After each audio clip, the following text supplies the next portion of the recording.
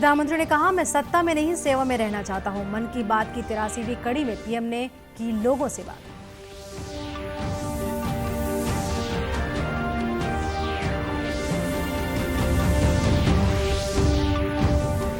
संसद का मानसून सत्र कल से। तीनों कृषि कानून निरस्त करने संबंधी विधेयक होगा पेश।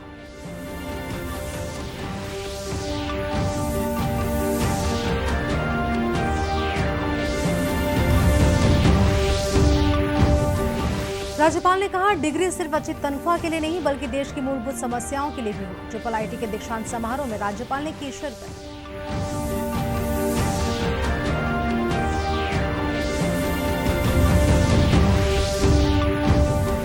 और छत्तीसगढ़ में देशभक्तिपूर्ण माहौल में मनाया गया एनसीसी दिवस।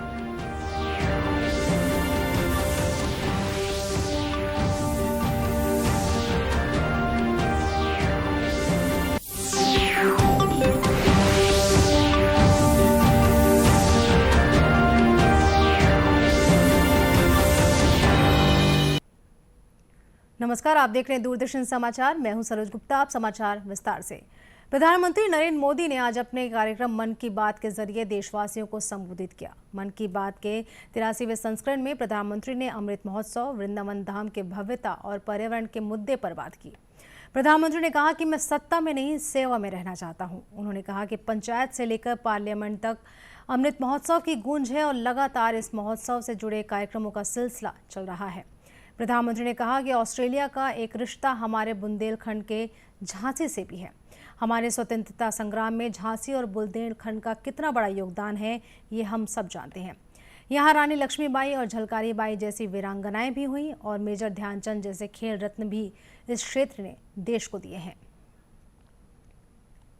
2 दिन बाद दिसंबर का महीना भी शुरू हो रहा है और दिसंबर आते ही साइकोलॉजिकली हमें ऐसा ही लगता है कि चलिए भाई, साल पूरा हो गया, ये साल का आखिरी महीना है और नए साल के लिए ताने बाने बुनना शुरू कर देते हैं। इसी महीने नेवी डे और आर्म्ड फोर्सेस फ्लैग डे भी देश मनाता है। हम सबको मालूम है 16 दिसंबर को 1971 के युद्ध का स्वर्णिम जयंती वर्ष भी देश मना रहा है।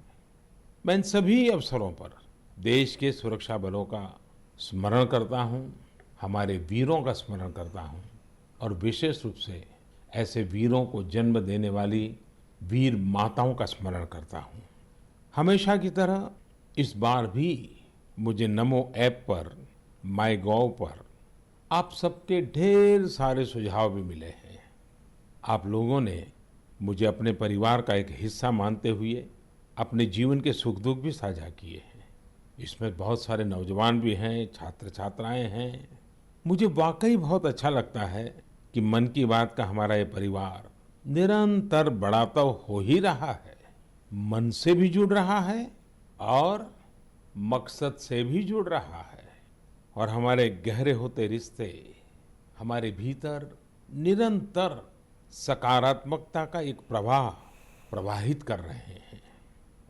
मेरे प्यारे देशवासियों, मुझे सीतापुर के ओजस्वी ने लिखा है कि अमृत महोत्सव से जुड़ी चर्चाएं उन्हें खूब पसंद आ रही हैं। वो अपने दोस्तों के साथ मन की बात सुनते हैं और स्वाधीनता संग्राम के बारे में काफी कुछ जानने का, सीखने का लगातार प्रयास कर रहे हैं।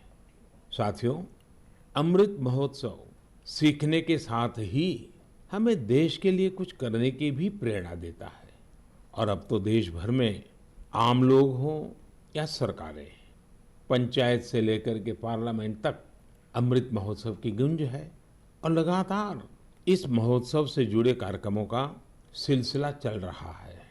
ऐसा ही एक रोचक प्रोग्राम पिछले दिनों दिल्ली में हुआ। आजादी की कहानी, बच्चों की जुबानी। कार्यक्रम में बच्चों ने स्वाधीनता संग्राम से जुड़ी गाथाओं को पूरे मनोभाव से प्रस्तुत किया। खास बात ये भी रही कि इसमें भारत के साथ ही नेपाल, मॉरिशस, तंजानिया, न्यूजीलैंड और फिजी के स्टूडेंट्स भी शामिल हुए।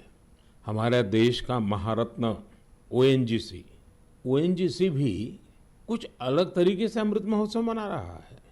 ओएनजीसी इन दिनों वेलफील्ड्स में अपने स्टूडेंट्स के लिए स्टडी टूर का आयोजन कर रहा है।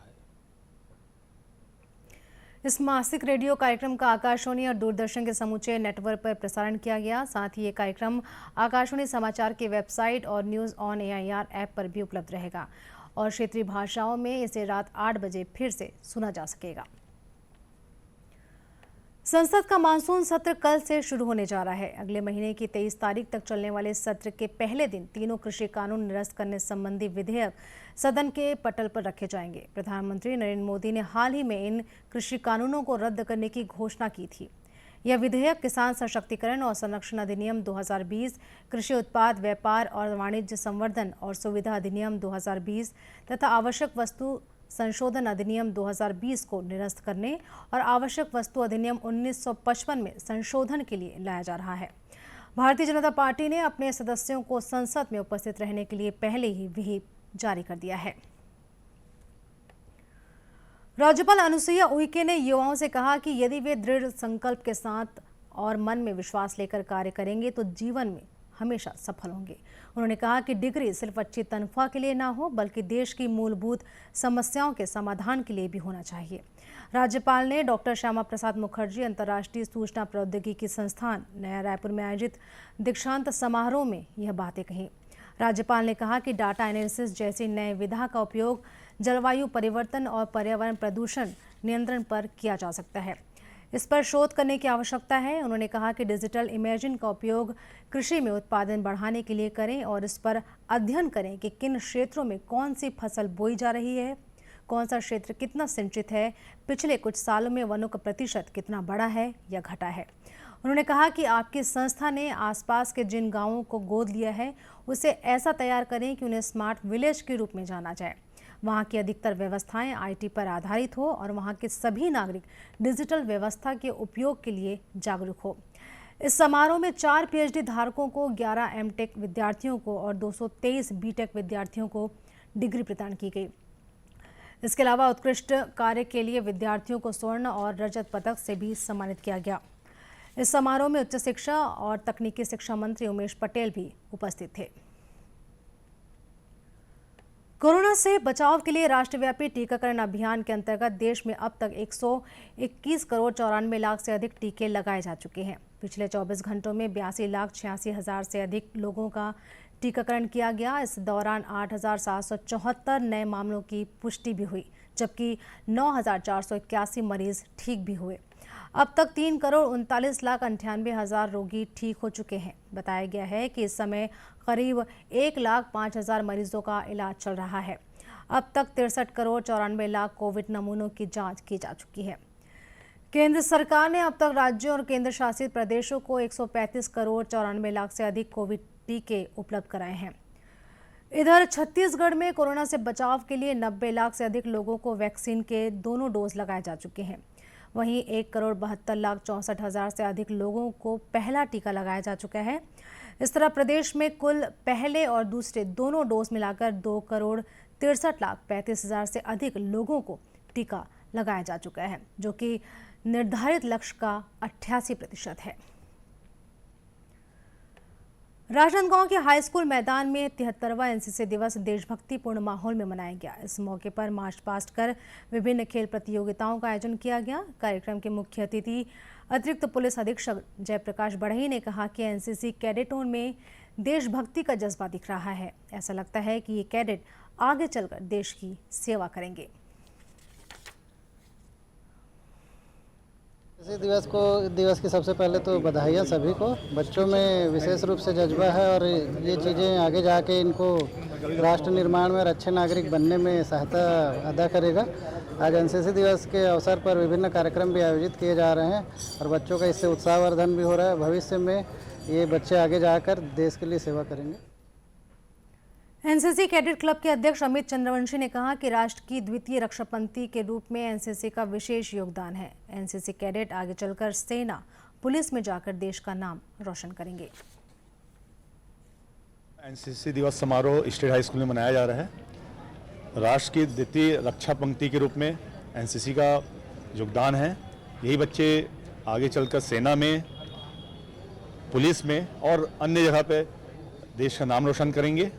आज इनके बीच जो विभिन्न प्रतिस्पर्धाएं कराई गई है उसके माध्यम से इसमें व्यक्तित्व का निखार होगा और मैं आप सभी को इस मीडिया के माध्यम से एनसीसी दिवस की बधाई देता हूं।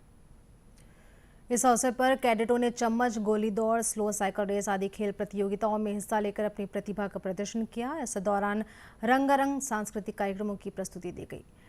इसी तरह कवर्धा के स्वामी करपात्री जी स्टेडियम में संयुक्त एनसीसी दिवस समारोह का आयोजन किया गया। इसमें 4 स्कूल और 1 कॉलेज की एनसीसी इकाई ने शामिल होकर परेड किया। समारोह के मुख्य अतिथि पुलिस अधीक्षक मोहित गर्ग थे। इस दौरान आकर्षक मार्च पास्ट का प्रदर्शन किया गया। इस अवसर पर बेहतर प्रदर्शन करने वालों को पुरस्कृत भी किया गया।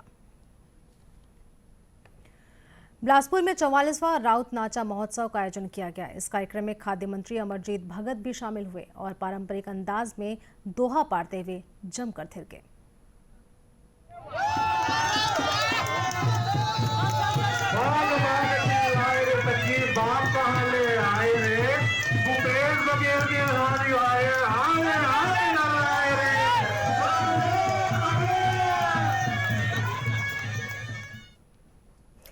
इस अवसर पर खाद्य मंत्री अमरजीत भगत ने कहा कि अपनी संस्कृति को बचाने के लिए इस तरह का आयोजन काफी अच्छी बात है। उन्होंने कहा कि हमारे मुख्यमंत्री भूपेश बघेल छत्तीसगढ़ी संस्कृति के रक्षक हैं और वो हर स्तर पर छत्तीसगढ़ी परंपरा को सहेजने का काम कर रहे हैं। इस दौरान उन्होंने नर्तक दलों को 10-10 हज़ार रुपये और आयोजन समिति को हर साल 3 लाख रुपए संस्कृति विभाग से देने की घोषणा भी की। आयोजन स्वर्गीय BR यादव जी, अर्जुन सिंह जब मुख्यमंत्री थे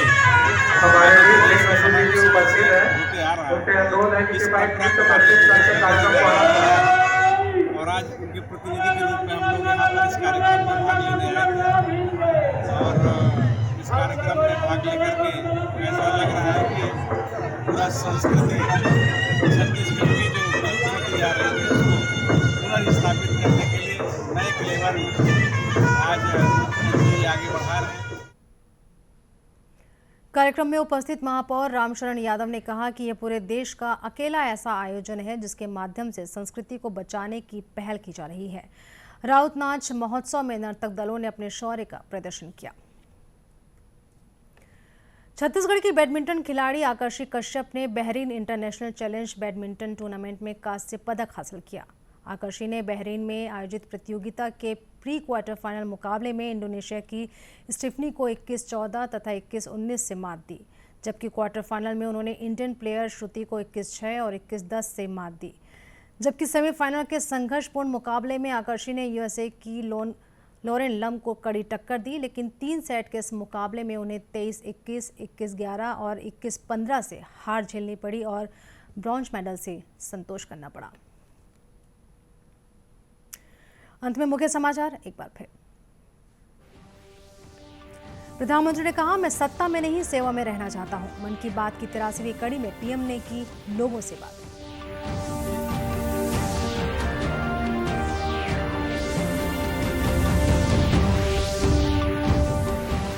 संसद का मानसून सत्र कल से, तीनों कृषि कानून निरस्त करने संबंधी विधेयक होगा पेश।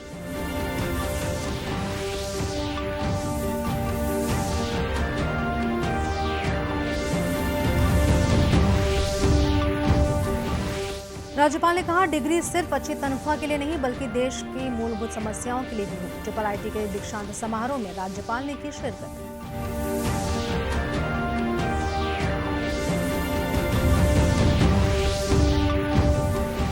और छत्तीसगढ़ में देशभक्तिपूर्ण माहौल में मनाया गया एनसीसी दिवस। इसी के साथ यह समाचार बुलेटिन यहीं समाप्त हुआ। नमस्कार।